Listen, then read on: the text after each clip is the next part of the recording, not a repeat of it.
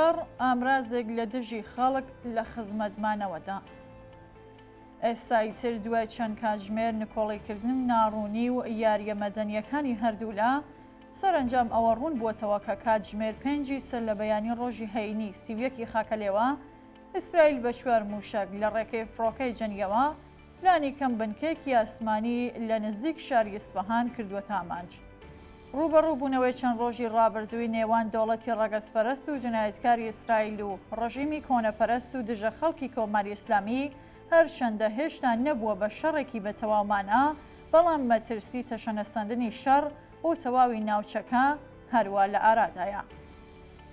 ئەگەری ڕوودانی شەڕێکی لەو شێوەیە دەتوانێت ببێتە ئامرازێک بۆ کۆماری ئیسلامی بۆ ئەوەی چەند ڕۆژێک تەمەنی خۆی درێژ بکاتەوە. نێتانیاهوو سەرۆکوەزیری ئیسرائیلیش کە ئەوەندەی لە توانایدا بوو خەڵکی بێدفاعی غەزەی بە ژن و پیا و پیر و لاوەوە کوشت، بەڵام بە ئامانجەکانی نەگەیشت و زیاتر لە بەرچاوی خەڵکی جیهان شەرمەزار و ڕسووا بووە. جێگە و پێگەی لە دەسەڵاتدا لاواستر بووە و دۆسیەی گەندەڵیەکەی لە دادگاکانی ئیسرائیل لە ژێر لێکۆڵینەوەدایە. تێکەڵچوون لەگەڵ کۆماری ئیسلامی دەتوانێت بە شێوەیەکی کاتیلە و بنبەستە ڕزگاری پادکەتیادا گرفتار بووە. ئەوەی کە ڕژیمی ئێران چۆن لە گرژیە ناوچەیەکان وەک ئامرازێک لە دژی خەڵکو لە خزمەت بە مانەوەی خۆیدا لە نێوخۆی وڵات کەڵگوەردەگرێت لە هاوکاتبوونی ئەو ڕووداوانە لەگەڵ تونکردنەوەی گوشارەکان لە دژی ژنانی خوازیاری جلوبەرگی دڵخواز لە نێوخۆی وڵاتدا دەردەکەوێت. ڕژیمی کۆماری ئیسلامی ڕێک هاوکات لەگەڵ هێرشی موشکی بۆ سەر ئیسرائیل لە هەڵمەتێکی وشیارانەدا گوشارەکانی بۆ سەر ژنانی ئێران بە مەبەستی سەپاندنی حەجاب ئیجباری پەرە پێدەدا. لە کاتێکدا تەنانەت هێشتا و گەڵاڵەیەی کە لەم پەیوەندیەدا ئامادەیان کردبوو لە مەجلیسی ئیسلامیدا پەسەند نەکراوە، مەئمورانی جێبەجێکاری ڕژیم و ئاتەش بە ئەختیارەکانی سەر لە نوێ ڕژاونەتە سەر شەقامەکان و مەیدانەکانی تاران و شارەگۆرەکانی دیکەی ئێران. گوشارەکانی بۆ سەر چاپەمەنی و ڕاگەیەنەرە گشتیەکان زیادی کردووە و هەر کەسێک گرنگی و هێزی هێرشە موشکیەکەی کۆماری ئیسلامی بۆ سەر ئیسرائیل بباتە ژێر پرسیار دەست بەسەر دەکرێت.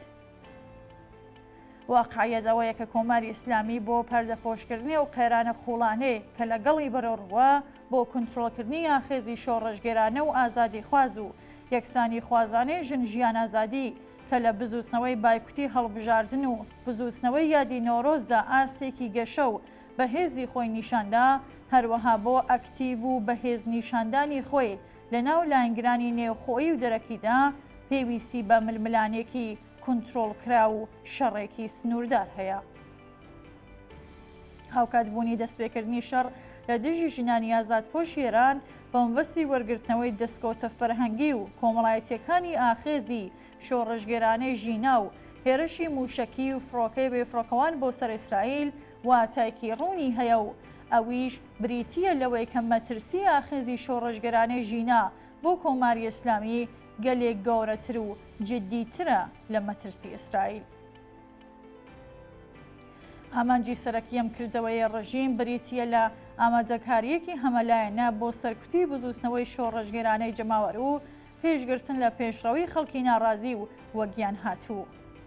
هەواهەنگی ڕژیمی ئیسلامی لەگەڵ ئامانجەکانی بەرفراوانکردنی شەڕ لەلایەن نێتانیاهوو ڕاستڕەوەکانی ئیسرائیلەوە ڕێک بەهۆی هاو ئاراستەبوونە لەگەڵ ئاکام و کاریگەریەکانی ئەم شەڕە ماڵوێرانکەرە لە سەرکوتکردنی بزوستنەوەی مەدەنی و شۆڕژگێرانی خەڵکی ئێران.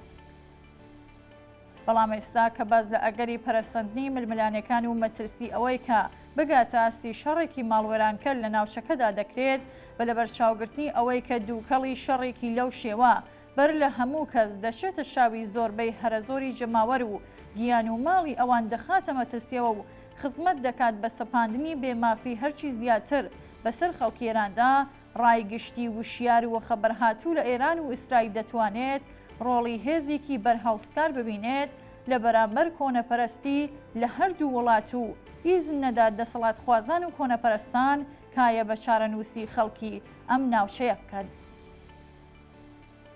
لە غیابی هێزێکی ڕێگریکاری ڕاستەقینەی ناوچەیی و جیهانیدا هەردوو ڕژیمی دەسەڵاتدار لە ئێران و ئیسرائیل توانایی و پێویستی ئەوەیان هەیە کە لە پێناومانەوەی خۆیاندا دەستبەرن بۆ هەر کردەوەیکی سەرکێشانە. تا ئەو جێگایەی کە پەیوەندی بە ڕۆڵ و سیاسەتی کۆماری ئیسلامیەوە هەیە، کردەوەکانی ئەم ڕژیمە لە ماوەی چواردەی ڕابردوودا و بەتایبەت لەم قۆناغی ئێستادا بەردەوام لە خزمەت ئامانجەکانی دەوڵەتی ڕەگەزپەرستی ئیسرائیلدا بووە. لە کاتێکدا هەموو سەرنجەکانی ڕایگشتی جیهان لەسەر ڕەنج و ئازارەکانی خەڵکی فەلەستین و بارودۆخی کارەساتباری پەنابەرانی غەزە لە ڕەفەح بوو، دەوڵەتی ئیسرائیل توانی گوشارە نێودەوڵەتیەکان لەسەری خۆی کەم کاتەوە. سەرنجەکان بەرەو ململانەکانی لەگەڵ کۆماری ئیسلامی ڕابکێشێت و ئەم پرسە کارەساتبارە مرۆیە پراوێز بخات.